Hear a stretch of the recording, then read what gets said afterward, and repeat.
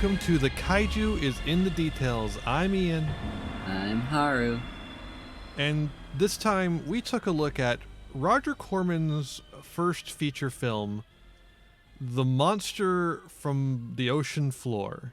I almost forgot the title as I was saying it. It's very generic. It's nowhere near as good as The Beast from 20,000 Fathoms. Sorry. Haru, what'd you think of this movie? It feels less like a kaiju movie, especially compared to all the other ones we watched, and more like an experiment. Speak on that. I'm curious where you're going with this. I mean, so obviously there's the new technology of being able to record things underwater. And not have it be clear, shot, I'm not sure through a tank. As far as American filmmaking goes, I don't know who really pioneered that. I don't know if I don't think this film really did, because otherwise the Wikipedia page would probably be larger. Mm-hmm. But it's definitely a new technology of the time, and Ishiro Honda is who innovated it over in Japan. Yeah. But there is underwater photography in this one, which is pretty neat compared to Beast from 20,000 Fathoms. Yeah. And with this one, just I don't know. It feels like they're showing it off a lot. Literally, the opening monologue of the narrator just kind of says, "By the way, we filmed on the coast and we also recorded underwater." It's literally just hey, we recorded all this footage underwater in the actual coast that we're at in the story of the movie. Isn't that neat? It's most of the narrator stuff is actual narrator stuff you would expect, and then it just goes oh, and we recorded in Mexico, by the way. Yeah. Okay, thanks. Also, another part that makes it feel kind of like an experiment to me more than just a kaiju movie is it's more than less of a kaiju movie than the other kaiju movies we've seen, at least, is that it kind of feels like the person who wrote this plot was a huge oceanography nerd or something similar. Or maybe they were just faking it, or maybe they genuinely have a degree in not ocean biology, but ocean geography, and wanted to show that off. They couldn't find a use for it, so they flexed it off in a movie. Well, unfortunately, I'm not sure we'll ever know, because the writer does not have a Wikipedia page. Bill Dank, or Bill Dank, perhaps? Maybe he's Dank. And of course, the only way to find out anything about a person is Wikipedia. Yeah. But no, I'm saying what this person is not well known enough. So yeah, I gotcha. So from my perspective, what this movie feels like is, I agree, it does not feel like a kaiju movie. What it feels like is a Roger Corman film. Because it is a Roger Corman film. And the reason why that's important is because Roger Corman is very famous. He's actually got an illustrious career of making very cheap movies. He could do a lot with very little. This movie in particular was not very expensive at all. I mean, when you say very little. Roger Corman says the film was made for $12,000 in cash over 6 days. I could do that.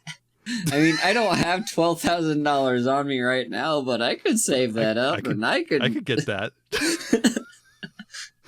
Obviously, I should become a movie producer.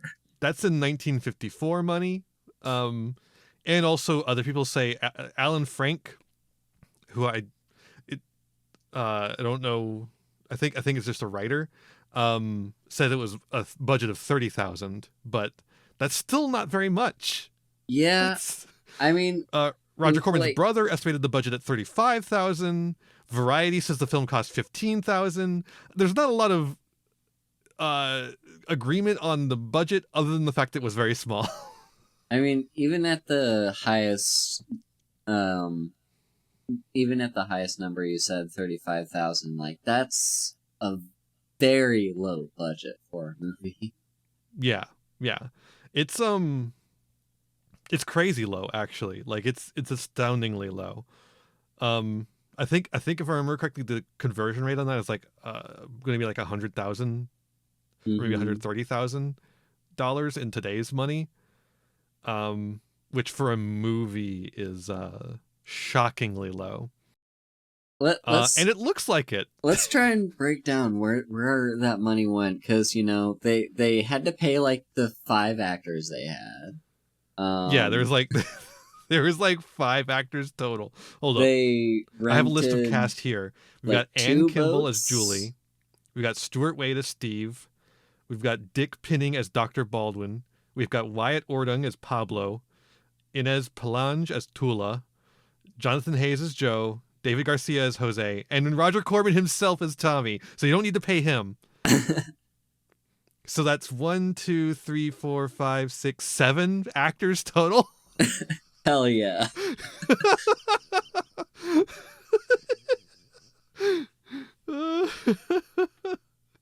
So yeah, that they're paying 6 of those 7 actors. They're renting 2 boats. They are 7 actors, not including Corman. So you are paying all 7.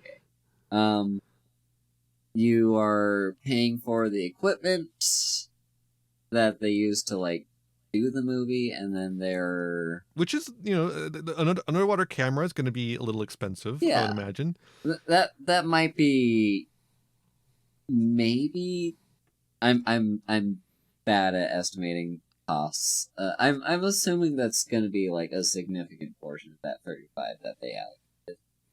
I would imagine so, because yeah, there was not a lot left for everything else. These actors are pretty low rent.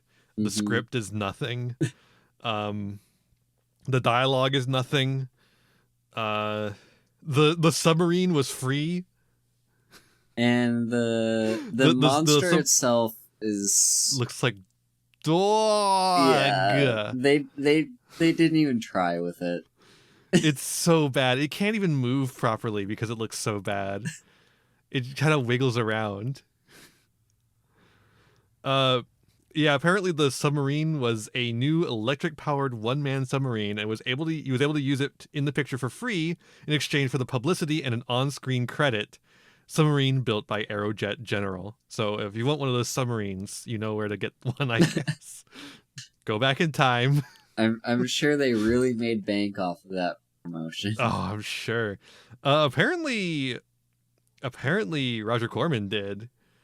$850,000 off of a fucking 5-digit, six figures returns off of a 5 figures. That's a good investment. This is why Roger Corman is famous. He's really good at this shit. He's good at turning very small amounts of money into a lot of money.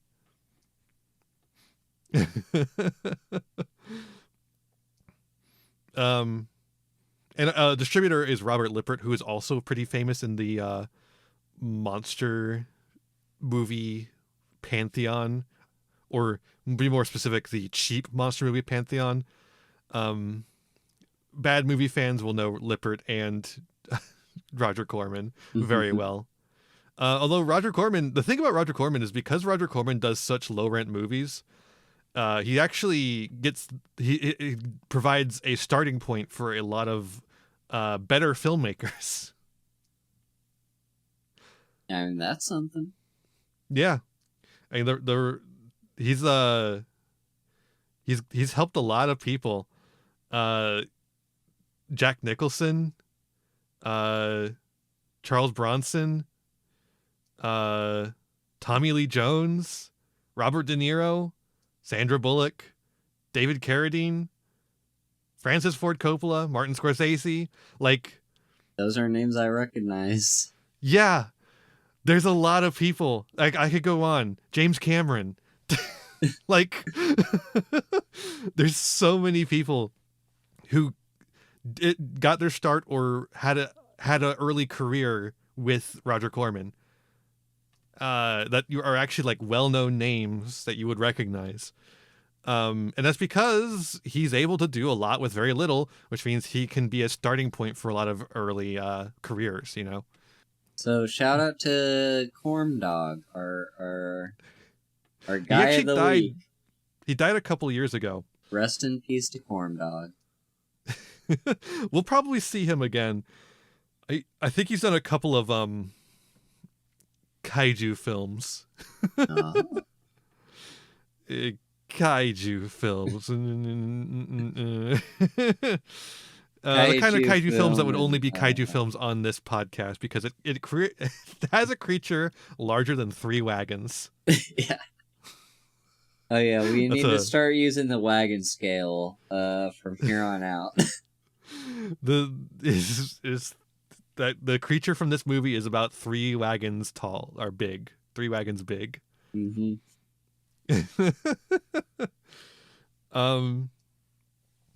So where should we start with this one? I guess we already started with the effects. We could just keep going with the effects. Although there's not a lot of effects in this one. There's really not much to say about effects. Like, there's all the underwater photography, which goes on far too long. Yeah, I think not that there's an excuse for it to go on too long, but I do think the reason they did it is partially to show off their new toy. They paid for it. They're gonna show you how it does. And it honestly doesn't look terrible. Like, no, it doesn't. The monster shots look worse. Yeah, definitely. Like, I expected the underwater recording scenes to kind of be just fuzzy and hard to make out anything, but no, they were actually pretty clear. Yeah, it's like a little fuzzier than the rest of the movie, but the whole movie's a little fuzzy. Yeah. At this point. Unfortunately, the film preservation on these kind of movies is just not at the place it needed to be to keep these things in perfect tip-top shape. And nobody's going back and fixing Roger Corman movies. Mm-hmm. But no, the underwater photography all looks fine. There's just too much of it. A lot of scenes of the submarine gliding through the water like a blimp. It's not graceful at all, but they really want you to think it is. Yeah. But the monster does not look good. It is like a little piece of rubber that is being like stretched around a little bit. The monster is some sort of amoeba that's been irradiated. We got another nuclear monster. Yeah. We've got like underwater nuke testing that apparently Bikini Atoll. The same things that made SpongeBob. Yeah. So yeah, we're the kaiju of this episode is SpongeBob's cousin. Mm-hmm. And SpongeBob's cousin Big Bob. Big Bob no pants. Because he's big as 3 wagons. Yeah. And it can dissolve the flesh of anything it touches, and that's how it eats. Mm-hmm. So the mystery of the movie is like a bunch of people and things are dead, and there's no way that the thing should have been able to get them without breaking the thing that was attached to them or whatever, like the diving suit or the dog collar. There is a dog death in the movie, but it's not on screen. Don't worry about it. And so what they end up doing is it kind of looks like a cuttlefish, but with a giant red eye on top. And they have a little set for it, like a little ocean floor set for it. And it kind of wiggles around in there. And that's it. That's all it does. It can't do anything more than that. Yeah, There's one scene where it comes out of the water and they have like a bad screening effect for it where it's clear that the dissolving fluid dissolved a little bit of the monster too. So it's like partially see-through. Yeah. It does not look very good. The effects for the monster are awful, and I think they knew literally that. Every part. I think they knew that, which is why they didn't want to show it too much. Yeah, yeah, that's kind of going to be a theme for Roger Corman productions. Like any of the cheap kaiju movies we do, they're not going to want to show the monster very much. Hell, even some of the expensive ones don't want to do that. Um, it's yeah, I think that's exactly what it is. And even and like when we actually do see the kaiju for most of the like actual like money shot part of the movie where you get the kaiju chasing after the girl, it's like they have this filter on it that's supposed to make it look underwater, but it looks so much worse than the underwater photography does. Mm-hmm. And it just looks like nothing. You can barely tell what's going on. It's very strange. I don't know why they decided. I would have just stopped doing it. If I would get the test footage of that and I would say, no, don't do it that way anymore. Don't, find something else or don't do it at all. But it does make the bad looking monster harder to see that it looks so bad. Yeah. But you can't see anything going on either, so Can't see how bad it is if you can't see. This movie's only an hour. Yeah. Isn't that weird? Didn't it feel like 5 hours? Yeah, I mean, yeah, there was a lot of nothing going on. Mm-hmm. Especially the romance. Yeah. What? Oh, that was God. extremely nothing. Like, you're a woman. Let's have romance. Like, they just met, and then they're like, I have feelings for you. It's like, no, you don't. No, you don't. I've grown very fond of you in a short time we've known each other. Have you? Have you really? Or you just found the one white girl in all of Mexico, and you're like, ooh. Put it back in your pants. This movie's very racist, by the way. Oh, yeah. In case you were wondering. Roger Corman films are usually pretty racist. If there's any native cultures in them, it's going to be a little racist. Yeah. And this is one of those. So far, I think every movie we've watched has been racist to some degree. I mean, the last one we watched wasn't too bad. Yeah. Yeah, the last one we watched had a Japanese guy in it, and it didn't even have him do a stupid accent. Yeah. That was just like his actual accent, I think, because he was actually Japanese. Is that crazy? Yeah. Although he was turned around the whole time, I thought he was a white guy playing a Japanese guy for a second. But yeah, in comparison, this one, literally the first dialogue of the film is racist. Hey, these superstitious natives are all over the place here in Mexico. Yeah. It's like, what the fuck? And but you could barely tell it was racist or how bad the romance was because of all the fucking wave noise. Yes. Oh my god, you can't hear a damn thing because of the waves. The audio in this movie, and not just because it's just like a YouTuber, was shit. It's not even just because it's old. It's because they have the waves in the background and they couldn't find a way to get the higher volume on the characters and not the fucking waves in the background. Just ADR that shit, dog. Mm-hmm. I wonder if surely they had ADR. They could pump in the music, so surely they could ADR something, right? I mean, like, I don't know. Yeah, right? You would think. I'm sure the technology existed. They were just lazy. They didn't want to allocate any more of that $35,000. Yeah, that's probably real, yeah. Yeah, no, the audio was awful, and then when you could hear it, it was still pretty awful. Yeah, like there were several moments throughout the film where I could barely hear the dialogue, and then for some reason they decided to put like a song in it. Oh my god, the main guy Steve sings a song for the girl.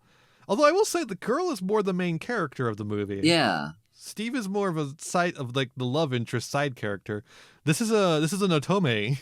Yeah. Kaiju film.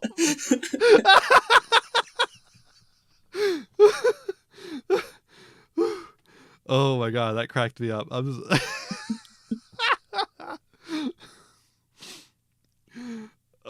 Jesus. But yeah, the girl is really the main character, although it's not like the movie respects her as a character. No. This movie has two priorities. One is being racist, and the second is hating women. Yeah. I've got like a ton of choice dialogue from this movie. I'm just gonna give you you the audience at home. I'm gonna give you a couple of out of context quotes from this film. One of the little Mexican boys. They just say that. They just say that shit. Even if there is a devil of the cove, I don't think it's your problem. I already did I've grown very fond of you in the short time we've known each other. Yeah. Lovely girls don't just run around worrying about non-existent sea monsters. That line stuck with me too. It's so funny. I loved don't be so smug, Steve. Yeah. And let's see what some canned meat will do. Mm-hmm. Those are my favorite quotes from this movie. Let's see what some canned meat would do. Haru, let's see what some canned meat would do. They just like randomly have canned meat and they feed they get a chunk of the monster and they feed it to it. That's like, but like the phrase, let's see what some canned meat would do, is just insane to me. None of these quotes need any context, by the way. No, they don't. Except for that last one. I think the context on that one is funny too. Yeah. But yeah, I mean, we don't have very many characters here for us to actually even talk about. As we mentioned before, there's only 7 actors. We have no characters, and half of them are racist. Yeah, Pablo, Tula, Joe, and Jose all suck. Yeah. And so the only ones that like matter as like characters are Julie Blair as and Kimball as Julie Blair, Stuart Wade as Steve Denning, and Dick Pinner as Dr. Baldwin. Julie is like just a random ass tourist. Mm-hmm. It's weird that she's not like anything other than just a random ass tourist, and she's like so determined to find this creature, just because she likes this place a little bit. But like also, sure, it's killing people. Why not? Yeah, I mean, I guess someone's gotta do the. Someone's gotta do it, I guess. I guess. And for some reason, it's not gonna be our water scientist. Yeah, Steve don't care. Steve don't give a shit. Steve is the worst. I hate Steve. This dude fucking sucks. Fuck Steve. Fuck Steve. He's so annoying, and his stupid little submarine too. Yeah, it's such he's such an ugly submarine too. It's so bad. The submarine looks like dog shit. But yeah, Steve negs her the entire fucking movie. Yeah, it's insane. And then he starts talking to the doctor about like, she is so great except for her stupid monster, and he's like, well, actually, monsters do exist, Steve. He just like is just like, oh yeah, no. One time I was working for an oil company in South America, and I found a fucking pteranodon. Yeah. Except that's not what he says. No, he does not. He says pterandon. He says reptile, and he says pterandon. A huge flying reptile from the sea. The pterandon. The guy didn't even practice his script, and the director didn't even. He thought that was a fine take. Nah, they didn't have time for a second take. Brandon, yep, sounds good. Let's keep going. Fine by me. No one's gonna watch this movie anyway. This guy fucking found a pteranodon egg, and it's just something he casually drops on Steve. Like, what the fuck? But also, when he said there was a huge flying reptile from the sea that was like looking for sacrifices from the natives, I thought it was a Varan shout out, but like Varan hasn't been made yet. We're gonna watch Varan as part of this series eventually, but it comes out after Godzilla, so it's a little ways away. But I thought that was funny, at least. Yeah. There's some really weird it's like, I guess, talk about editing, I suppose. There's some really weird like edits in this movie that make it unclear what's going on. Mm-hmm. So once we get like all our stuff established, and Steve and the doctor go off to do research, the natives of this area of Mexico decide that they need to sacrifice the fair one to their monster, to the monster, in order to make it leave him alone. Despite the fact that the monster's already eaten someone, so like, why would that be the case? Well, I guess they weren't fair enough for the monster, so who cares? Well, It's of religion. course, the fair one means the white girl. Yeah, yeah. And so it's like, it's just classic, like, oh yeah, they're fucking not white, so they want to sacrifice people. Mm-hmm. But it's also really unclear whether the guy who's supposed to do this sacrificing is trying to stop her from being sacrificed or trying to sacrifice her. Like, he cuts her scuba gear open, but of course, if you cut someone's scuba gear open before they go into the water, they're just gonna come right back up. Yeah, Like, he's you got to cut it while they're in the water to kill them. like, yeah, it's hard to say. I guess what they're trying to get across is like, I think he puts it himself that he doesn't actually want to hurt her, and but the legend says that they have to sacrifice the quote unquote fair one, and like, it's not that he thinks it'll do anything, but he can't do nothing. Like, it's just not really clear on that until he says that specific line later. Like, that's the logic that they're trying to push, and the editing just doesn't support it. Like, they need the or direction or acting or whatever.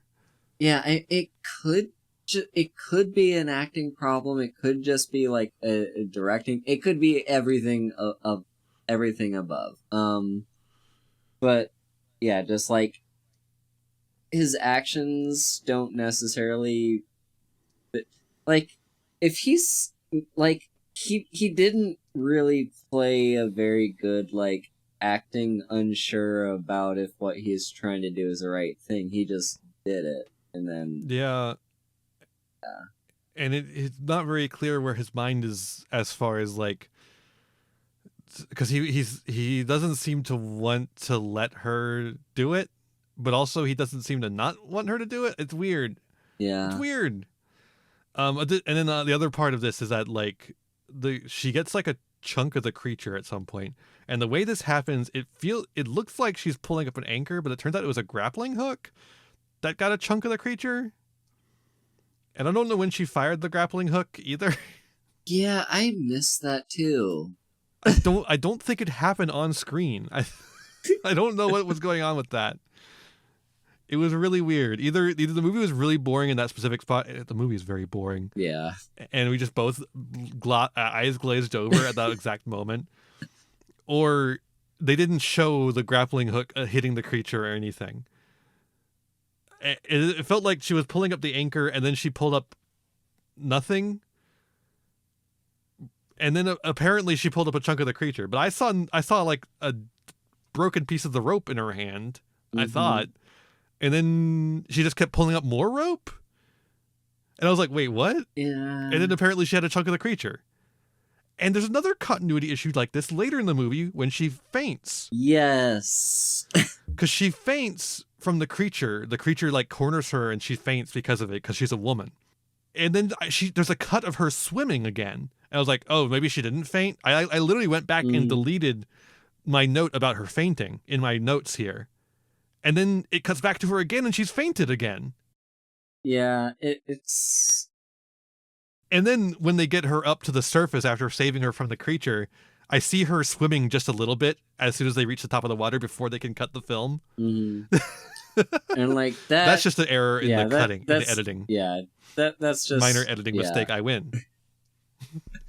Yeah, no, like, this movie... I think they just did this movie all in one take.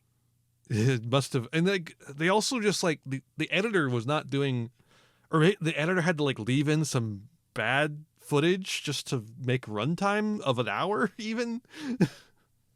I don't know. I guess because there's like, and something's messed up with the editing here. I don't I don't know what's going on with it. And then like, meanwhile, we also have the footage of Steve cutting at seaweed for like several minutes. Yeah. It's like, come on. I'm realizing I missed one notable quotable from the movie here. Mhm. It could absorb a man or a woman. Dun Like, dun what? dun. Yeah, dog. If it can absorb a man, it can absorb a woman. What the fuck are you talking about? Don't you know that men and women are two completely different creatures? The 1950s would like you to think so. Ugh. God. Okay, let's talk about this fucking climax of this movie because it's a fucking mess. Mm-hmm. So, our friend, our stereotypical Mexican friend, confesses to the woman that he was going to sacrifice her, and he's just like, "I hope you'll forgive me." And then she's like, "Yeah, okay, as long as you help me go sacrifice myself to the creature." He's like, "I can't do it. I can't sacrifice you to the creature. It just won't. I can't do it." And then she's like, "Yeah, no, don't worry. I'll forgive you as long as you let me go down there to see the creature." And he's like, "Okay, sure, yeah." So she goes down there, immediately gets cornered in a cave by the creature, does absolutely nothing to it. And then Steve and the doctor arrive just in time, and Steve gets in his stupid little submarine, and he drives the submarine into the eye of the creature, Yeah. and that kills it somehow. Well, So the creature's like an amoeba of some kind. Stabbing the eye of something is how you kill it. Like that's what Odysseus knew. The Cyclops didn't die though. They left. He literally didn't die. Shh! Don't tell her. Don't tell Homer.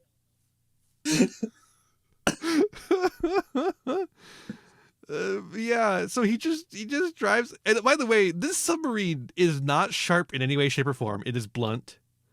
Yeah. And it cannot move fast enough to puncture the eye either. Nope. It's a pedal bike. It is an underwater pedal bike.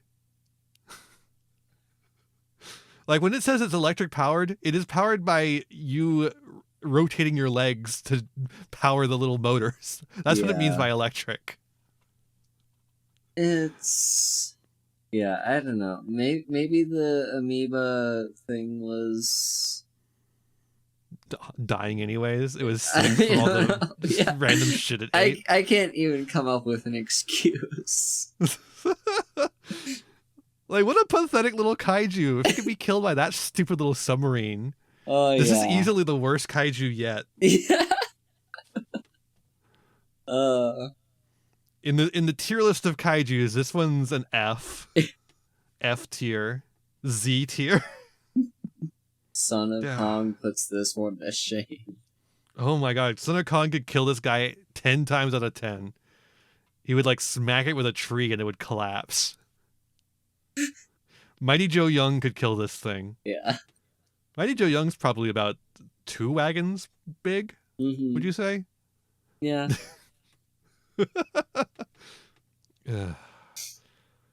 This movie's bad. This is one I would recommend watching. Yeah. Welcome to the Kaijus and the Details, where we tell you what kaiju movies to watch and what movies to skip. Yeah. There's been too many skips. Hopefully we'll get into some better ones soon. I mean, we got them next time, so that should be pretty good. I'm excited for that. Damn, are we done? We're only 30 minutes into this fucking podcast. I mean, it was an hour-long movie. There's not really much to talk about. Already. We got to talk about we got to talk about cow jump scare. Oh yes. I forgot about that. We got to talk about cow jump scare. This movie does a little jump scare, and you might be thinking like, this movie does a jump scare. That's crazy. No, the crazy part is that they jump scare you with a cow. Mm-hmm. The lady is like going crazy because it's the full moon, and that means the creature's going to be out for some reason. And she's like walking around the beach, and then she like sees something in the dark, and they like really darken the film, but you can still definitely tell it's a fucking cow. And then she's like, whoa, and then she like passes out, and then it goes back and the film lightens up into the cow, and you can see the cow there, and it's just a fucking cow. And then they do the terrible screening effect with the monster coming out of the water, but nothing comes of that either. Like, it doesn't come out of the water or anything. It doesn't eat the cow. It doesn't eat the girl. It just like comes out of the water and goes, yeah, it's me. Just in case you were wondering if there was actually a monster in this movie, yes, there is, and it's me. I hope I kill all the suspense for you. I act as if this movie actually built any suspense at all. Yeah. Yeah. Oh, another effects thing, they sped up some of the footage of the girl in the water. So the thing about filming in water is that in water, everything is slow. And if you want things to seem frantic, you can speed up the footage, but then it looks really fakey and stupid. Mm-hmm. But they went with that instead of just filming her struggling in the water. I don't know why. Maybe she just didn't seem urgent enough to them. It was a very strange decision. I wouldn't have done it. Yeah. The end of the movie's stupid because Steve apologizes for not believing her. And then she's like, it's okay, it doesn't matter now. And then the movie ends. It's like, I don't think it mattered ever at all. Nothing in this movie mattered. Okay. That's it. So let's talk about themes. What is this movie about, Haru? This movie's about making some moolah. Yeah. This movie is about making as much as possible with very little. No, okay, I mean, there's some themes okay, here. So Steve and Dr. What's-His-Face? Brenner? Mm-hmm. Something like that? Printer, I think, actually. Anyways, these motherfuckers are doing research. What are they researching, you might ask? They're researching a solution to overpopulation. Mm-hmm. That's right, my Malthusian fans. We've got overpopulation fear. It's the 50s. Everyone's scared of overpopulation because the brown people are breeding too much.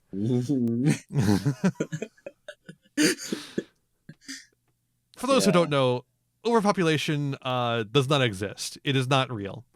It cannot happen because as a country reaches a certain level of standard of living, population growth decreases. Just look at Japan, look at America, look at Europe. Mm-hmm. Once you reach a certain standard of living, you stop having as many kids. And so, that's just how it is.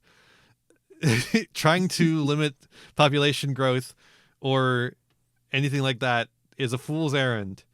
And what are these people doing to solve overpopulation? At least they're not trying to thin the population. Yeah. They're trying to find new food sources by growing crops on the ocean floor.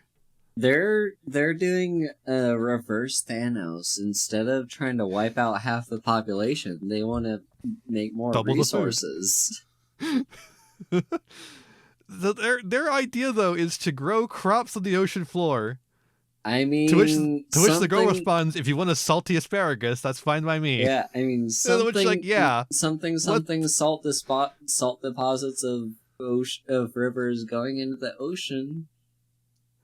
Right? Like, what the fuck is any of this stupid bullshit, dude? You cannot grow corn on the bottom of the ocean. Sorry. But science.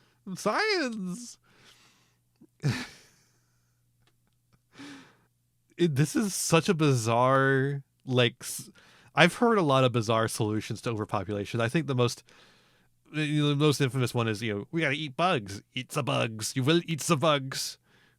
Haru, have you ever seen the fucking So like all the right wingers who are really scared of the UN and particularly the World Economic Forum, who make like EDM remixes of AI generated voices of the guy who used to be in charge of the World Economic Forum going, "You will eat the bugs." I have not heard or seen any of that. It's so good. It's so stupid. These are the people who are scared of the 15-minute city. Like this, like the 15-minute city is a plot to control us. Yeah. The 15-minute city is a plot to control us. They'll trap us into cities and we won't be able to leave them. You know, that kind of idea.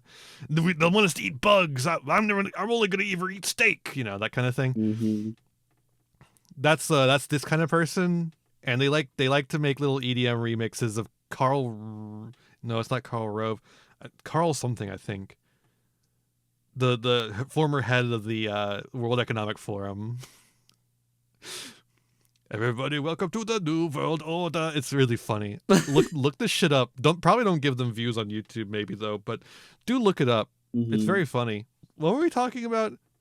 Overpopulation. I hope the next right wing talking point is that Alexandria Ocasio-Cortez is going to make us grow corn underwater. Yeah. Taking hardworking jobs from Americans and giving it to merfolk.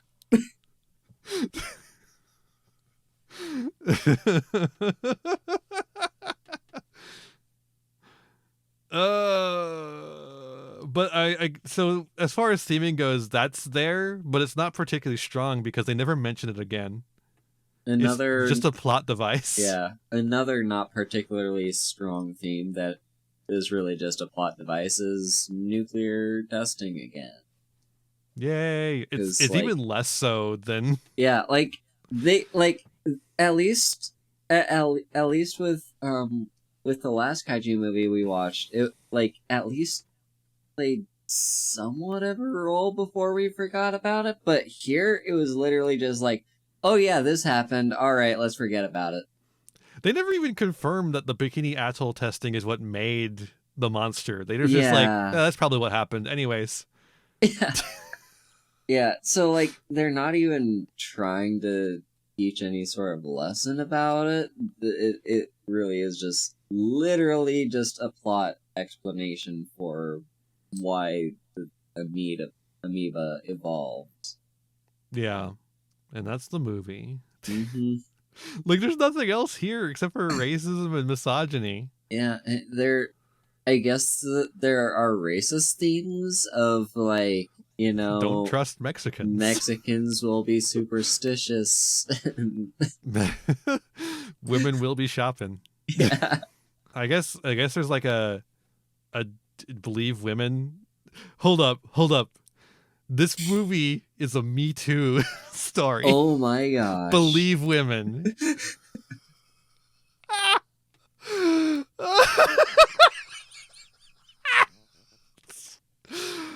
Oh, kill me.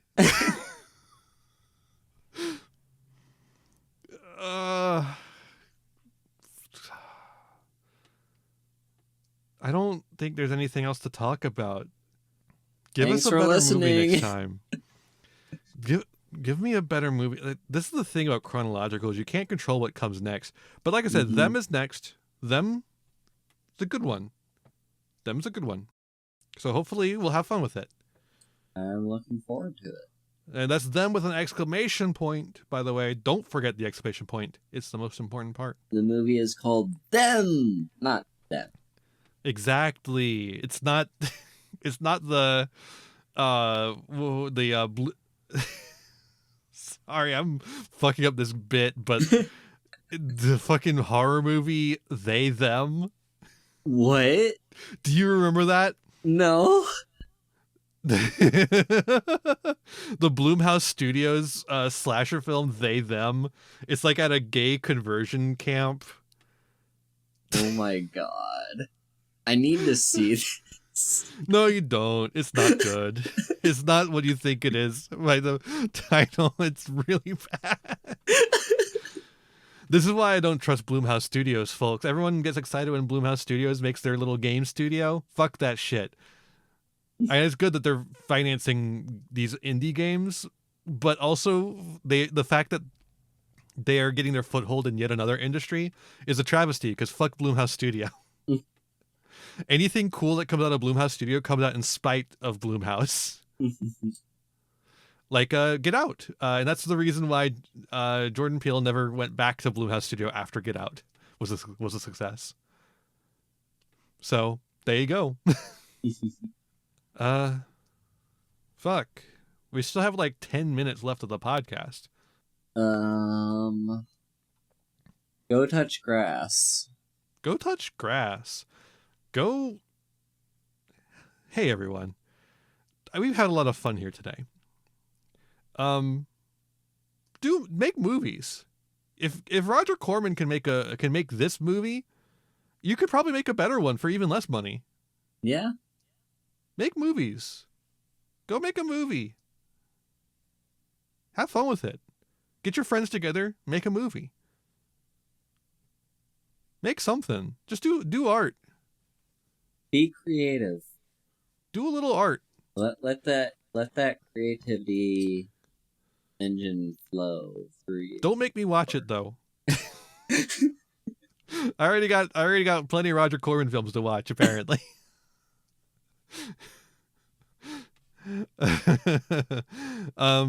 You too could be on the Kaijus in the details. No, it's actually kind of, I think it's actually kind of cool that, like, you know, Roger Corman makes a bunch of bad movies, but like he's still highly influential. You don't have to make good art. Just start making stuff. Mm-hmm. It'll inspire someone, regardless, or it'll help someone, you know, start their own career. Just make things. Yeah. Damn it! There's still 10 minutes left of the podcast. I guess we have several overlength episodes. What's one underlength episode? Yeah. See you next time for They Them. I'm glad to be getting away from the ocean floor. We had like 3 monkey movies in a row, and now 2 ocean movies in a row. Creatures from the deep. Mm-hmm. Next time it's ants. Ants. Ants. Ants in my pants. We are getting dangerously close to Godzilla. Ooh. You said Godzilla came out the same year as this one, right? Mm-hmm. Yeah, so this movie was May 21st, 1954. Them was June 16th, 1954. The Snow Creature was November 1954. And then Godzilla was October 27th, 1954. And then we'll have Godzilla King of the Monsters. And then we'll have Kozilla, the Italian recut. And then we'll have Godzilla Raids Again, the sequel to Godzilla, which came out the very next year. Ooh. And then we'll have the American recut of that, Gigantus the Fire Monster. I'm excited. Yes, they for did the rename Godzilla. Stuff. So we have like, in 2 more episodes time, after 2 more episodes, we've got like a 5-episode run of Godzilla movies. Marathon. Hell yeah. Editor Ian, don't cut that space. That was intentional. I thought you were just gonna be like hell.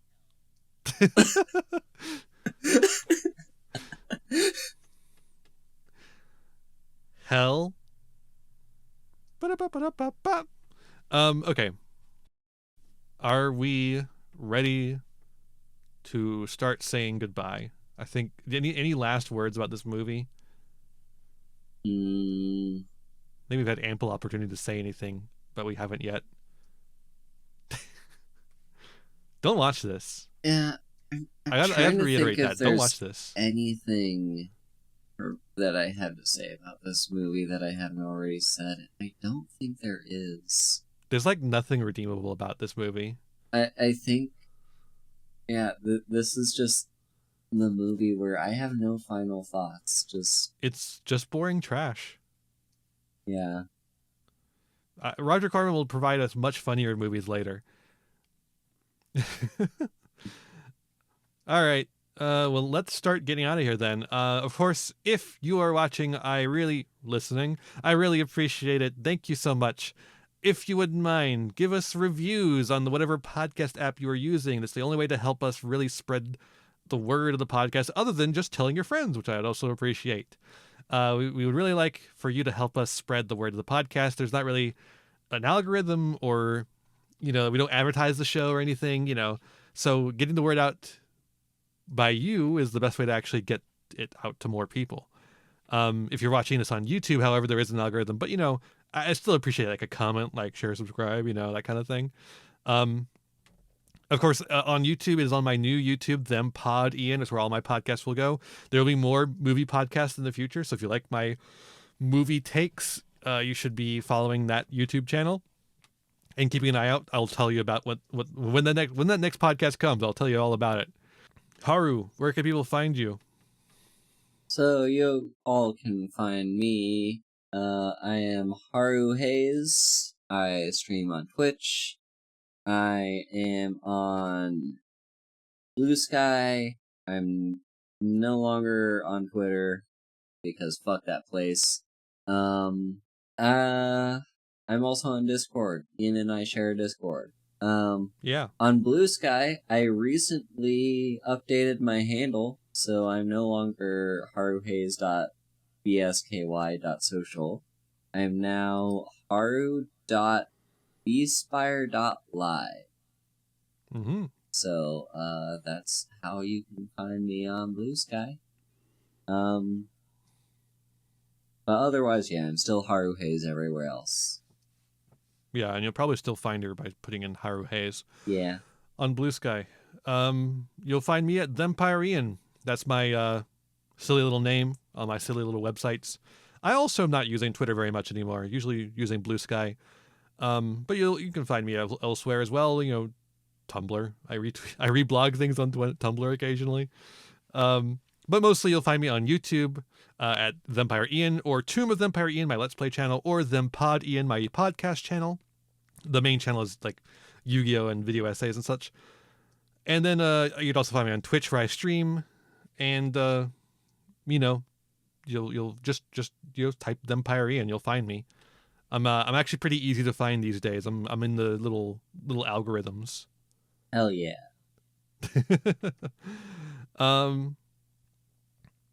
I think that's everything. Oh, this is coming out relatively close to when this is going to happen, so I'll just go ahead and say the weekend after Thanksgiving, that is December the 1st, Sunday, we're going to do it on Sunday, I'm going to be doing a very long stream. It is going to be a Channel Awesome movie marathon where I'm going to watch all the stupid Channel Awesome movies. It's a Patreon drive. I'm trying to get people to subscribe to the Patreon, my Patreon, to help support my living conditions. I'm going to be joined by Golden Nova, and anyone who subscribes to his, he's a YouTuber. If anyone subscribes to him, we're also going to get the rewards. We're going to be watching all those terrible, terrible Channel Awesome movies. It's going to be a fun time, but it's also going to be a long one. It's going to be like 9 hours or something like that, probably longer. So definitely join me then, because it's going to be a hoot and a holler. Sounds like it'll be a good time. Hopefully. It's going to be a miserable time, but it's also going to be a good time. Mm-hmm. These movies are bad, I'm telling you. So if you like me shitting on movies like we had this time round, you'll want to watch that. Well, I think we said all we can say in this time around. So let's say goodbye to... This thing didn't even have a name. They didn't even name this thing. Amoeba-chan. It's the monster from the ocean floor. I'm literally looking. It just says giant amoeba. That... It just says giant amoeba. Sayonara, giant amoeba. Sayonara, Giant Amoeba. What the fuck? Stupid fucking movie.